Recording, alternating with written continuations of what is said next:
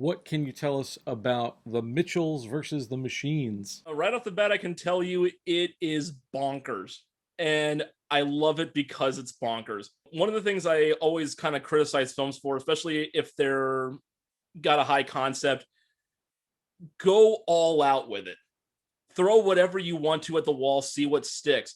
I will always be much more forgiving for a film that's willing to take a risk or two than one that plays it safe, especially with something that looks like it's trying to be relevant to a certain audience, like marketed directly to them.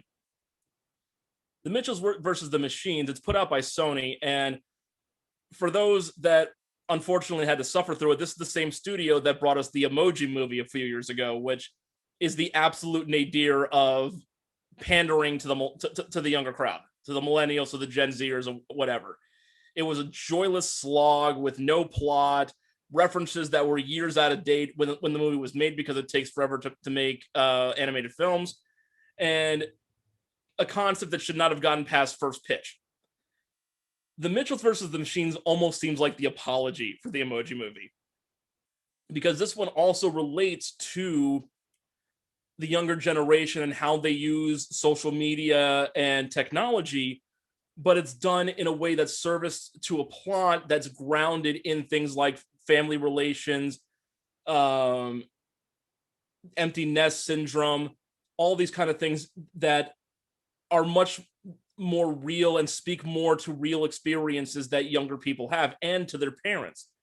There's a tremendous family drama in here with comedy and just about an out of touch dad voiced by Danny McBride, who's trying to relate to his daughter voiced by Abby Jacobson from Broad City, who's about to move off to college.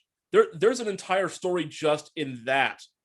But then, oh no, we also have a robot apocalypse just for funsies. Let's let's bring about the rise of the machines via a revolting AI voiced by Olivia Colman named Pal, which is clearly a dig at Apple because it's just, rearrange the letters, that decides that, hey, if you can so casually toss us away when we've basically achieved AI and sentience, then we can toss you away. And the sci-fi hijinks that ensue are just completely off the wall and insane, complemented by this young girl, Katie Mitchell, voiced by Abby Jacobson, who's about to go be a film student, and she basically expresses herself via short form programming. Like she's basically trying to make short films with special effects and everything completely with her phone.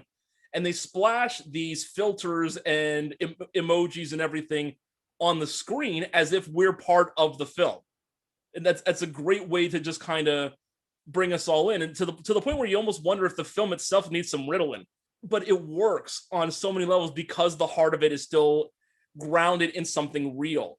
And the comedy is just completely off the wall, and almost every joke lands.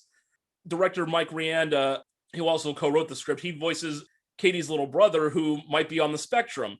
Katie herself is kind of a sly queer protagonist, which we've never really seen in animation. She wears a pride flag on her jacket, and there's a slight confirmation of her girlfriend later on in the film. But in other movies, this would be like the focal point of the whole thing. This would be the central conflict. Like, her dad can't understand, why she likes girls. It's like, no, it's just that her dad's a Luddite and she's a tech head. How do they come together? Because, his little girl's grown up. That's all that really matters as far as the core story beat.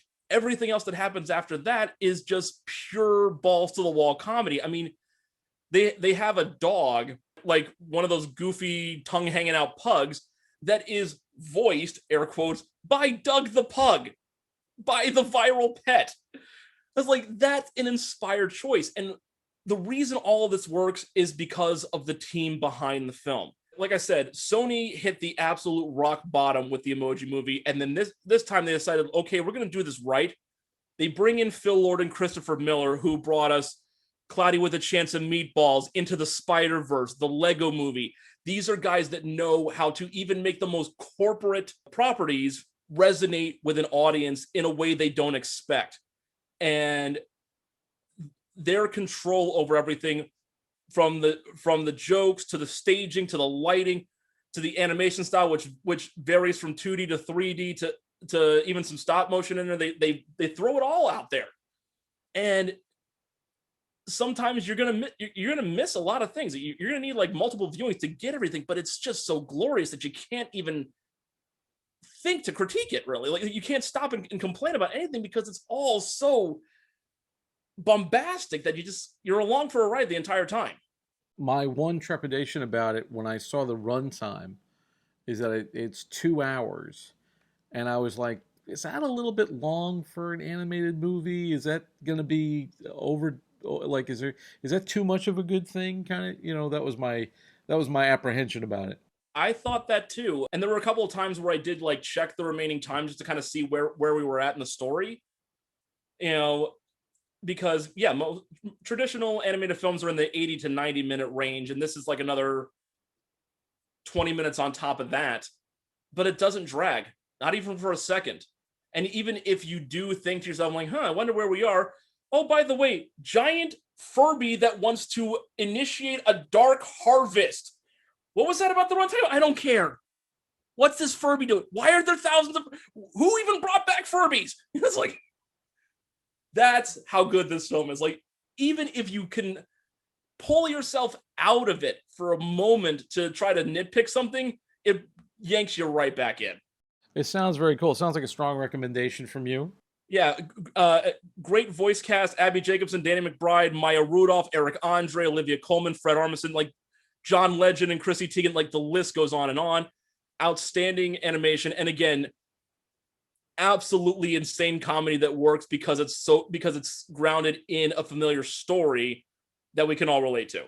And it's like, and again, knowing that this comes from Sony, this is the apology for the Emoji Movie, and apology accepted.